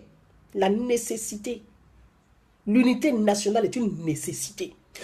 Amener nos hommes politiques, nos dirigeants politiques, que la Côte d'Ivoire, l'unité nationale est une nécessité. Il doit en faire une cause nationale et une cause commune, l'unité nationale. Il reste quelques jours, quelques semaines, quelques mois pour la fin du deuxième mandat d'Alassane Ouattara. Pouvons-nous dire aujourd'hui que la Côte d'Ivoire est unie? Pouvons-nous dire que l'unité nationale elle est là? J'espère. Et vous aussi vous espérez. Même si vous ne le dites pas, vous le pensiez. Que dans les jours à venir, le président va poser des actes forts. Des actes concrets qui vont dans le sens de l'unité nationale. J'espère. Le président a annoncé lui-même. Il a annoncé lui-même vouloir nommer 33 sénateurs. Quand on regarde le Sénat de Côte d'Ivoire, je garde espoir. Je garde espoir. Je crois à la capacité des hommes. Il faut aller juste les chercher. Parfois, les hommes sont longs. Il faut aller les chercher. Il faut aller les chercher. Donc je crois à la capacité des hommes. Et moi je crois à la capacité, à l'intelligence des uns et des autres, que le Sénat ivoirien reflètera un début d'unité nationale dans notre pays. Parce que le président a annoncé qu'il va nommer 33 sénateurs. Et j'espère que ces 33 sénateurs ne seront pas des militants des partis politiques ou du RHDP. Déjà, si 60% des sénateurs sont déjà RHDP, j'espère que les 33% ne seront pas RHDP. Et que le président ira dans le sens de l'unité nationale. Parce que le gouvernement est RHDP, l'Assemblée nationale est RHDP, la justice est RHDP, le Sénat est RHDP. S'il n'y a pas d'unité dans des institutions et dans la gestion des institutions, ça veut dire que notre pays ne serait pas cette belle démocratie qu'elle a envie de fortifier. Et ce n'est pas cette belle démocratie. Donc, j'espère, j'ose, je crois toujours. Je crois toujours. Parce qu'il y a des gens qui disent, tu connais Alassane Ouattara où? Tu ne le connais pas. Il est ici. Je ne suis pas là pour juger la personne d'Alassane Ouattara. Moi, je ne juge pas. Moi, je ne l'appelle pas Ado. Parce que ce n'est pas mon camarade. Je ne suis pas là pour juger la personne d'Alassane Ouattara. Je suis là pour interpeller le président de la République. Pour dire, monsieur le président, notre pays a besoin d'unité nationale. Et je pense qu'il est conscient. Mais malheureusement pour lui, Comme je l'ai dit, il est entouré de beaucoup d'incompétents. Il y a des gens qui sont autour d'Alassane Ouattara qui sont là, eux, pour du business. Ils sont là que pour la largesse du pouvoir. Ils sont là que pour être ministre, être... Voilà. Et c'est ça. Après, derrière, le travail ne les intéresse pas. Comment travailler pour réussir la bonne gouvernance? C'est pas leur... C'est pas leur... C'est pas leur... C'est pas ça pour eux. C'est pas important. Ça ne les intéresse pas. C'est quand je suis ministre, là, je peux détourner certains contrats. Quand je suis député, je peux détourner certains business. Quand je suis maire, je peux détourner certains business. Quand je suis chef d'institution, je peux détourner certains business. Si je suis auprès du ministère, je peux détourner certains business. Et puis, je ne suis pas inquiété. C'est ça qui les intéresse. Mes amis, comme je vous l'ai dit, je suis une femme libre. Je suis une femme citoyenne. Les gens ne comprennent pas forcément. Elle est d'où? On ne sait pas si elle est de gauche, si elle est de droite, si elle est RDR, si elle est PDCI, si elle est FPI. Je ne suis ni l'un ni l'autre. Je suis une femme libre, une femme qui s'inquiète, une femme qui interpelle, une femme qui ose, parce que j'aime l'audace. Et je sais qu'en Côte d'Ivoire, il y a beaucoup de femmes audacieuses. Je sais qu'en Côte d'Ivoire, il y a des femmes audacieuses. Le monde d'aujourd'hui a besoin de femmes audacieuses. La politique a besoin de femmes audacieuses. On a assez essayé avec les hommes. Ça ne marche pas vraiment. Osons. Osons. Osons. Osons. Donnons la vie, c'est-à-dire, croyons à la femme. Peut-être que ça va marcher. Que la femme soit au centre des discussions. Peut-être que ça va marcher. Peut-être que ça va marcher. Osons. L'Africain n'aime pas oser de nature. Il a peur de l'inconnu. Il a peur de l'aventure. En réalité, l'Africain n'aime pas oser. Il se dit, je suis déjà bien dans ce que je suis, que ça reste comme ça. Soyons beaucoup plus audacieux. Osons. Osons. Voyez mes frères, c'est ce qui tue la Côte d'Ivoire. Si les femmes prenaient ce courage et posaient vraiment les problèmes des sociétés, parce que c'est nous les femmes, c'est nous les meurtries dans l'histoire. C'est nous en cas de crise, c'est nous qui souffrons doublement dans l'histoire. Parce qu'il y a des problèmes, c'est nos enfants qui payent le prix lourd. C'est aussi les enfants des hommes. Mais la mère, elle souffre plus que l'homme dans l'histoire. Faisons confiance aux femmes. Peut-être que ça changera les choses. Faisons confiance aux femmes. Les hommes africains ont une idée de la femme. Effacez cette idée de la femme. Osons effacer cette idée de dire la femme c'est une chose. Non, il y a des femmes intelligentes, il y a des femmes qui osent, il y a des femmes audacieuses. Ayons notre vision de la femme africaine. Ayons notre vision de la femme ivoirienne. Osons. Mes amis, voyez, pour terminer sur l'histoire de l'unité nationale. Ce n'est pas une histoire, c'est le cœur d'une nation. Une nation qui n'est pas unie est une nation instable. Une nation qui n'est pas unie est une nation instable. À moins d'étincelle, la nation croule. On peut tout construire. Si la nation n'est pas unie, c'est un château de cartes. Si la nation n'est pas unie, c'est un château de cartes. C'est construire une maison sur le sable, la plage. Une maison en terre. Quand il y a des vagues d'eau, ça s'écroule. Ça s'écroule. Donc l'unité de notre pays est une nécessité. On doit en faire une cause nationale. pour que chaque citoyen ait le souci de l'unité et que nous interpellons les hommes politiques pour qu'eux-mêmes ils aient le souci, la conscience. Parce qu'ils ont le pouvoir d'unir la nation. Alors pourquoi ils n'osent pas? Pourquoi ils ne le font pas? Est-ce que parce qu'ils ont trop de fanatiques qui ne les aident pas à prendre conscience? On peut s'interroger sur ces aspects-là. C'est pour ça que je parle de l'unité nationale. Je prends toujours exemple, on dit tu prends exemple sur les Blancs. Oui, je prends exemple sur les Blancs parce que là où ils ont réussi, on peut réussir. Pourquoi? Il n'y a pas de raison.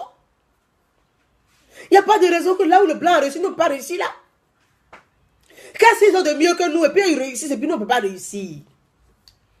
C'est parce qu'on refuse d'apprendre. Regardez De Gaulle.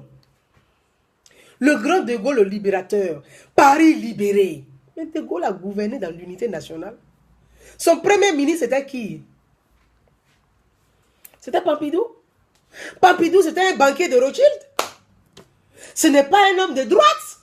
C'est un libéral. Mais De Gaulle a gouverné avec Pompidou. Pourquoi? Quand un pays sort de guerre, le souci des gouvernants doit être l'unité nationale. Parce que c'est la stabilité du pays. L'unité nationale est la stabilité du pays. Prenons Pompidou lui-même. Il a gouverné dans l'unité nationale. Moi, je peux vous citer des cas comme ça. Prenons Giscard. Giscard a gouverné dans l'unité nationale. Est-ce que vous voyez depuis la guerre, est-ce que la guerre est venue chez eux? Alors qu'il y a des manifestations en France tous les jours. Mais ils ne font pas la guerre. Parce qu'ils ont le souci de l'unité nationale. Pour eux, quand ils disent l'unité nationale, c'est une éducation, c'est une culture. Parce que les hommes politiques, les philosophes, les intellectuels ont accompagné la société à être unie. L'essentiel, c'est l'unité nationale. Pour ne pas fragiliser l'État, pour ne pas fragiliser la nation, on ne peut pas s'entre-déchirer parce qu'on n'est pas d'accord. Autour de l'unité nationale, il y a des valeurs. Prenons Mitterrand. Mitterrand a gouverné dans l'unité nationale. Mitterrand, quand on dit le Parti socialiste n'est pas un parti politique. C'est l'ensemble de plusieurs courants de pensée. Il fallait que Mitterrand puisse unir l'ensemble des courants de pensée de la société française à un moment donné de la vie politique de la France. Dans cette société française, il fallait unir plusieurs courants de pensée pour pouvoir gagner. Ils ont toujours eu le souci de l'unité nationale. Prenons le cas de Chirac. Chirac a gouverné dans l'unité nationale. Parce qu'on ne forme jamais un gouvernement avec son parti politique uniquement. En démocratie, ce n'est pas bon. C'est pas bon en démocratie. Ça fragilise le pays et ça ne nuit pas le pays. Gouverner avec son parti politique seulement, c'est pas la démocratie, ce n'est pas des valeurs républicaines. Gouverner avec son parti politique, c'est de l'anarchie, c'est la monarchie. Donc, regardez la France. Ils ne gouvernent pas avec leur parti politique seulement. Parce qu'ils savent que gouverner avec leur parti seulement, ça fragilise le pays et ça peut créer des tensions, des rébellions et des crises. Donc, on ne gouverne pas avec son parti politique seulement. Généralement, là, les militants d'un parti politique même, là, c'est-à-dire les premiers militants qui sont devant, là, ils ne sont pas ministres dans un gouvernement quand tu gagnes. Ceux-là, ils restent derrière. On les nomme conseillers du président. C'est ceux-là qui surveillent les ministres qu'on a nommés pour dire, mais président, parce que ceux-là, ils ont un lien étroit avec le président. C'est les vrais conseillers qui sont là. Parce que eux, comme ils ne sont pas nommés ministres, ils vérifient le travail des ministres qui sont nommés. Donc, ce fait, stratégiquement, on ne les met pas dans le gouvernement comme ça. On les garde à l'écart. Et puis, c'est eux qui surveillent les ministres qu'on a nommés. Et ils vont faire tous les vrais rapports. Hein, pour dire, président, là, le ministre qu'on a nommé, là, il n'est pas bien.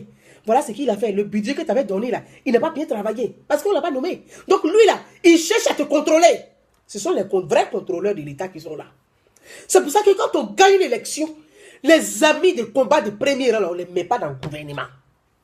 Ils restent à l'écart, ils sont conseillers. pour surveiller les ministres.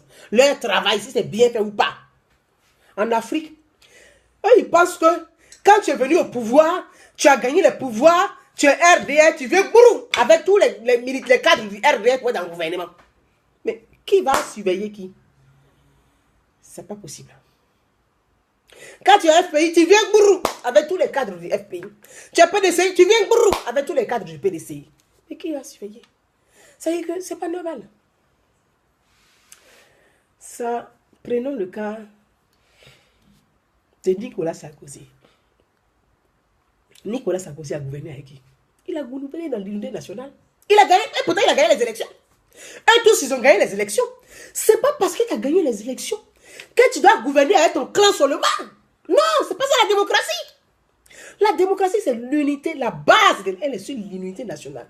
Si l'unité nationale n'existe pas dans un pays, la démocratie est fragile. Le pays est instable.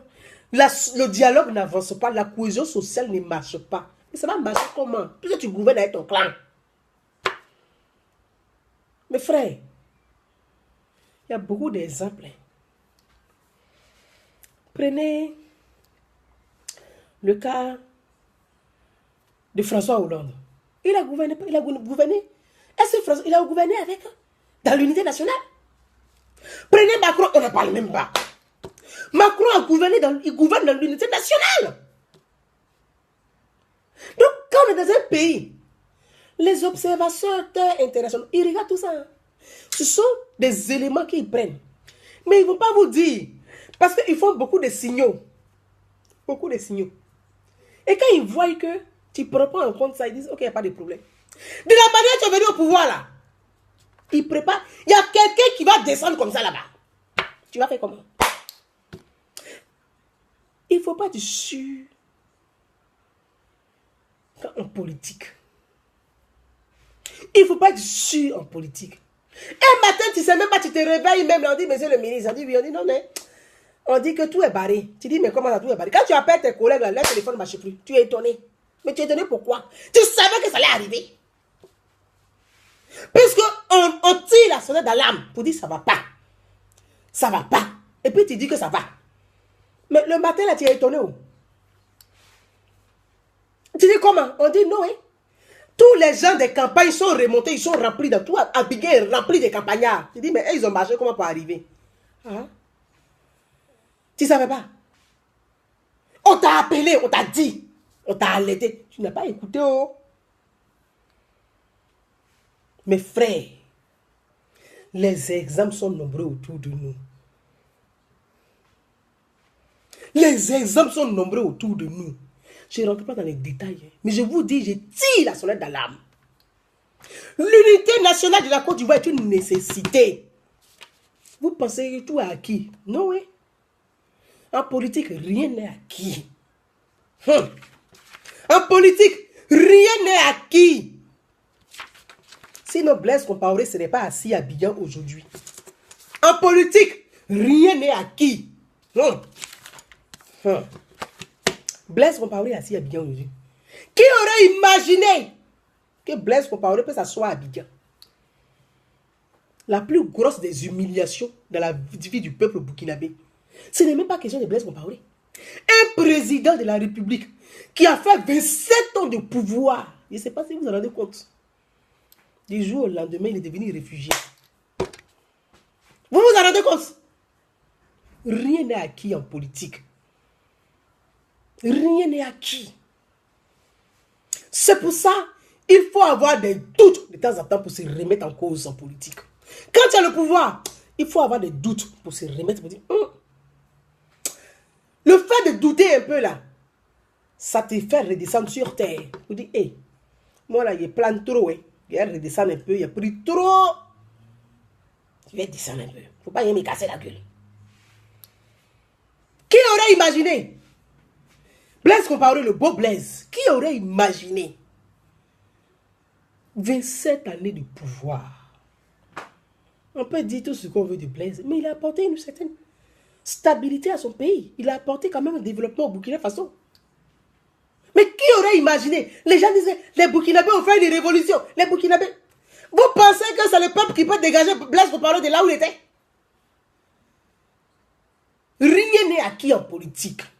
Mes amis, je sais de quoi je parle. Parce que ça, là, je connais même. Rien n'est acquis. Blaise Compaoré était assis. Il n'écoutait pas. Il n'écoutait personne. Son clan, là, avec son petit frère, ils ont fait clan bloc. Ils n'écoutaient personne. Il y a des ministres, là, ils sont là. Ils ne peuvent pas parler. Ah, s'ils parlent, là, peut-être ils vont disparaître la nuit. Peut-être on va m'empoisonner. Peut-être on va me mettre en prison. Donc, je préfère me taire. Sournoisement, on va travailler pour le shit. C'est comme ça que ça se passe. Parce qu'ils sont là, ils voient des choses. Mais comme ton clan est là, qu'ils sont sourds et aveugles là, on dit on va laisser. On travaille seulement dans le noir. Blaise Compaoré matin. Il pensait que c'était amusement. Il pensait que c'était amusement. Hey!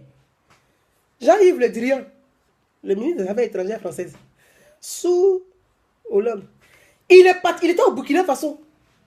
C'est-à-dire que tu as causé avec Blaise. Il était au Mali. Quand il a quitté le Burkina, il allait au Mali. Il était au Mali. Blaise a vu feu dedans. Blaise a vu feu. En politique, rien n'est acquis. Moi, il ne rentre pas dans le débat de ça, là, dans le discours, dans le détail de ça. Là. Rien n'est acquis. Il a vu feu. Il pensait que c'était le peuple burkinabé. On dit, hey, la France même lui a vendu la voiture des pompiers qui verse l'eau sur les gens là. Il a pris ça, les gens manifestaient. Il dit, oh, quand il a versé sur eux, ils vont se calmer. Quand il a versé une fois, mais les snipers qui quittaient dans la foule pour arriver vers son palais là, il dit ça là, c'est pas que les Burkinabés qui sont dans la rue. Il a quitté le coin. Il a compris que rien n'est acquis en politique. C'est pas lui qui a dit Abidjan. Vous trouvez normal qu'un président 27 années de pouvoir d'un pays frère. Les Burkinabés en Côte d'Ivoire là, ils ont été vexés, frustrés. Parce qu'on disait qu'ils travaillaient dans les plantations. Mais vous trouvez normal que leur président revient dans le même pays là pour être réfugié. Et c'est la plus grosse humiliation et pour Blaise lui-même et pour le peuple burkinabé. Parce que rien n'est acquis au pouvoir. La politique, rien n'est acquis. Mes frères, rien n'est acquis. Réveillez-vous. L'unité nationale est une nécessité. Réveillez-vous. Vous dormez. Vous pensez que vous avez tout. Non, rien n'est acquis. Kadhafi. Qui aurait cru qu'on pouvait casser sa tête de cette façon? Kadhafi. Les exemples sont nombreux. Réveillez-vous. Rien n'est acquis. Quand vous regardez la politique internationale, la géopolitique, réveillez-vous. Dans les années à venir, avant 2020, les crises qu'il va avoir sur le continent, la lutte contre le djihadisme qui se prépare, l'Afrique de l'Ouest va être chamboulée. La Côte d'Ivoire, là, ça va être chamboulé. Réveillez-vous. Réveillez-vous. Réveillez-vous. La lutte contre le terrorisme, là, notez ça.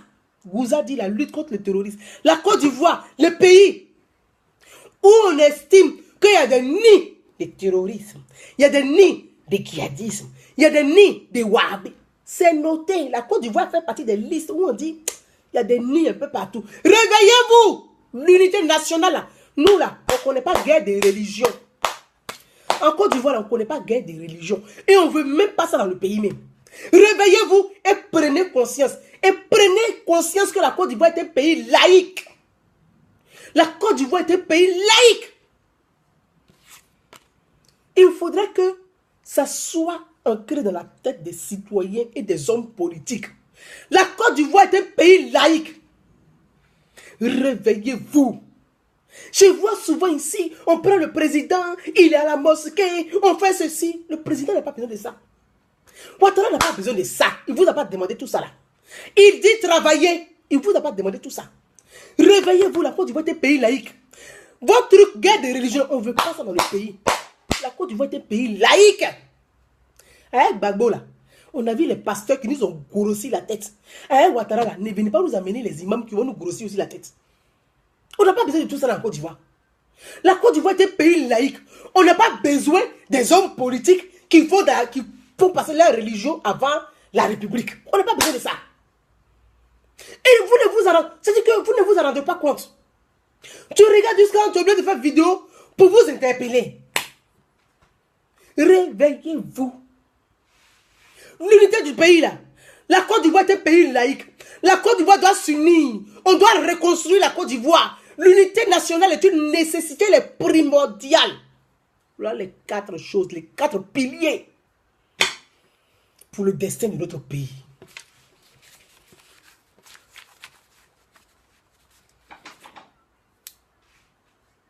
Les 4 piliers. La Côte d'Ivoire est un pays laïque. La Côte d'Ivoire est un pays laïque.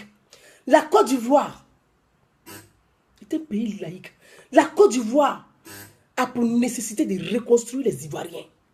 Réveillez-vous. Un instant.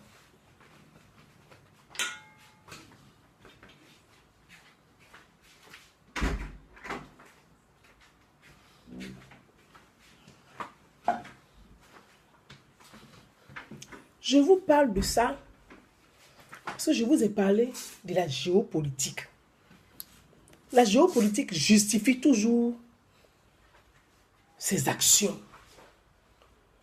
Vous, les Ivoiriens, vous avez besoin qu'on vous fasse 1 plus 1 égale à 2. 1 plus 1 là, ce n'est pas 2. La géopolitique là, on ne doit pas vous faire 1 plus 1 égale à 2. Je l'ai expliqué tout à l'heure. Je dis, prenez la géopolitique.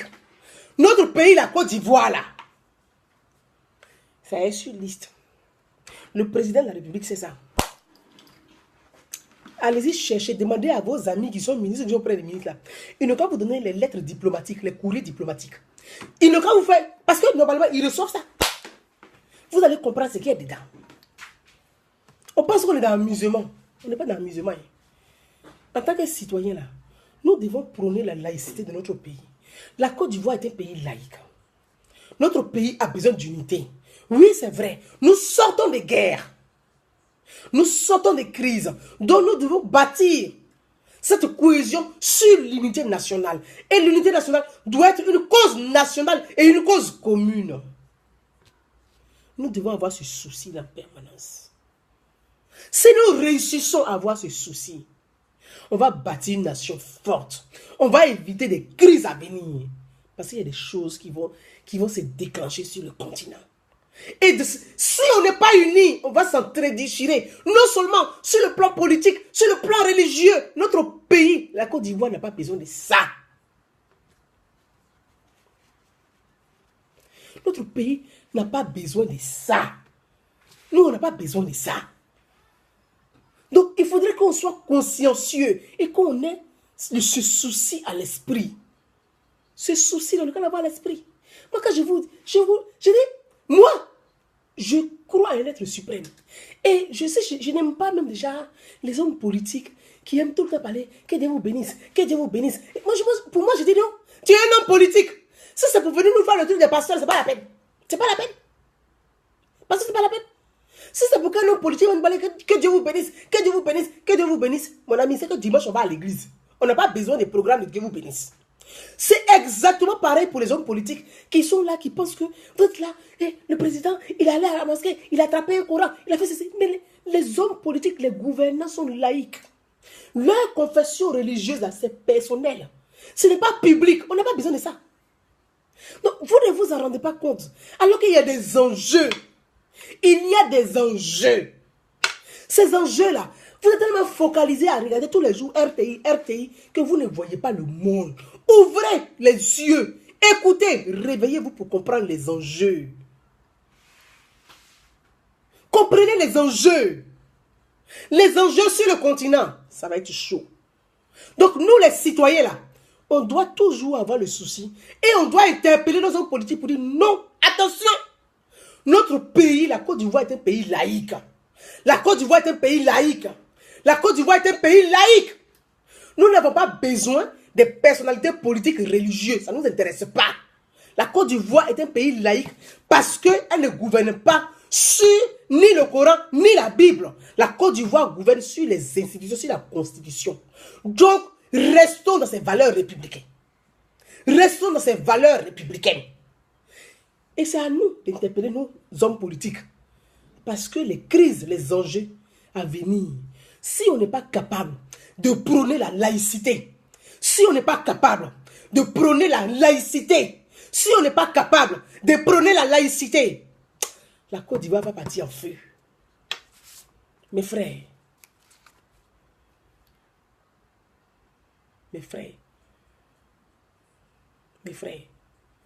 réveillez-vous et prenez conscience. L'unité nationale est une nécessité. L'unité nationale est importante. L'unité nationale est très importante pour l'avenir de notre pays. L'unité nationale est importante. L'unité nationale a une importance nécessaire. Elle est très importante, l'unité nationale. Ceux qui pensent que la Côte d'Ivoire n'a pas besoin d'unité nationale, ceux qui pensent que la Côte d'Ivoire n'est pas laïque, ce sont ceux-là qui veulent détruire le pays, en réalité. Parce qu'ils n'ont que pour seule ambition, ils n'ont aucune vision. Parce que leur seule ambition, c'est leur être, c'est qu'eux ils vont manger, mais pas ce que nous on va léguer. Non, mes frères. Il faut avoir une vision de la société. Il faut avoir une vision commune. La nécessité de l'unité nationale va nous permettre d'éviter les crises à venir, des choses à venir, les tensions à venir. L'unité nationale rassemble tous les enfants de tous les bords politiques et de tous les bords religieux. La Côte d'Ivoire est un pays laïque. La Côte d'Ivoire est un pays laïque. La Côte d'Ivoire n'est pas un pays religieux, c'est un pays laïque.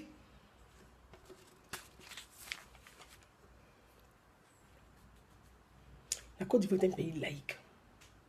Mes frères, je ne suis pas là pour dire ce qui va plaire aux uns aux autres. Je ne suis ni l'un ni l'autre. Je suis ni l'un ni l'autre. Je suis une femme libre. Je suis une femme juste. J'essaie juste de poser un sujet de société, un débat de société et d'interpeller sur la nécessité de comment on va vivre ensemble. Vivre ensemble, c'est chacun qui laisse ses traditions, ses religions, ses croyances. La société, elle a des règles, des lois. Ces lois qui forment la société. C'est les lois qui forment la société. Si chacun doit faire passer sa religion, vous savez combien de religions il y a en Côte d'Ivoire? Si chacun doit faire passer son ethnie, vous savez combien d'ethnies il y a en Côte d'Ivoire? Si chacun doit faire passer sa culture, vous savez combien de cultures il y a en Côte d'Ivoire? C'est les valeurs républicaines. Et ces valeurs républicaines sont laïques. L'unité nationale est le cœur de la nation, est le socle d'une nation. Mes frères, à tous et à toutes, bon week-end à vous. Merci de m'avoir écouté. Merci ceux qui ne sont pas d'accord avec moi. Pour moi, je l'accepte. Et je pense que c'est ça aussi le débat. Quand on n'est pas d'accord, on doit apporter de la contradiction, mais soutenue. Il faut soutenir sa contradiction. Il ne faut pas dire c'est faux, c'est rien. Ça, ce n'est pas des débats de société. C'est faux, c'est rien, ce n'est pas des débats de société. Je ne suis pas d'accord parce que j'estime. Et puis, il faut faire son analyse avec des arguments soutenus. C'est faux, c'est rien, tu dis rien. Vous voyez, quand ça là, ce sont les patriotes qui faisaient ça bien. Tu dis rien, c'est faux, c'est faux. Et puis ça donnait quoi? On a attrapé Baba Yassili. C'est ce que vous voulez aussi. Peut-être c'est ce que vous attendez aussi. Donc, moi, ça donnait quoi? C'est-à-dire qu'on va à chaque gouvernement, tu vas quitter, on te chasse, on t'attrape à Yassili, on te fout en prison. L'autre vient aussi, il finit de faire 10 ans, on l'attrape à Caleçon, on le fout en prison. C'est ce que vous attendez de la société ivoirienne? Ce n'est pas mon rêve pour la Côte d'Ivoire. Mon rêve pour la Côte d'Ivoire, c'est une Côte d'Ivoire où des hommes et des femmes vivent dans le respect des règles, des valeurs républicaines. C'est ça mon rêve pour la Côte d'Ivoire. Et c'est ça la stabilité de notre pays. Le respect des uns et des autres. Le respect de la cohésion sociale. Le respect de l'unité nationale. Le respect de chacun. L'égalité. L'égalité. quand je parle d'égalité. Il n'y a pas de raison qu'on puisse aimer un que l'autre. Si on doit partager les richesses, c'est l'égalité. Il y a trop d'inégalités dans notre pays. Il y a trop d'inégalités. Et quand dans une société, les inégalités sont de plus en plus fortes, la cohésion sociale a du mal à se consolider. Mes frères, à vous, merci à tous. Merci Bamba Drissa, merci mon fiston, merci à toi. Brigitte Bidi, merci à toi. Merci à tout le monde, merci à tous ceux qui m'ont suivi. Merci à Yacouba Touré, merci à toi, merci à tous ceux qui m'ont suivi en tout cas. Tous ceux que je vais remercier, j'essaie de remercier. En tout cas, merci à tous. Merci à tous. Je vous dis à très très bientôt. À bientôt, à bientôt. On se verra peut-être demain. Mais merci à toutes les mamans du Côte d'Ivoire. Merci à toutes les femmes du Côte d'Ivoire. Merci à toutes les femmes africaines. À vous les femmes qui me suivez. Il n'est pas trop tôt. Il n'est jamais trop tard ou il n'est jamais trop tôt pour vous dire bonne fête à vous. Parce que pour demain, c'est la fête des mères, à toutes les mères de Côte d'Ivoire, à des mères qui sont en pleurs, qui ont perdu leurs enfants dans des crises que la Côte d'Ivoire a vécues. On ne sait pas comment essuyer vos larmes, donc je vous dis aussi bonne fête à vous, parce que vous êtes une femme, vous êtes une mère, vous êtes une maman. À toutes les mamans de Côte d'Ivoire, bonne fête à vous. À toutes les mamans africaines, bonne fête à vous. Si j'ai un bout de temps demain, j'essaierai de faire un bout de live pour parler un peu, je pense, d'un sujet très intéressant et qui vous passionne aussi, les épouses des présidents ivoiriens, donc les premières dames de Côte d'Ivoire. J'essaierai de parler un peu des premières dames de Côte d'Ivoire si j'ai un bout de temps demain. Merci à tout le monde, je vous dis à demain, si possible. Ciao, bye bye. Bye bye, ciao.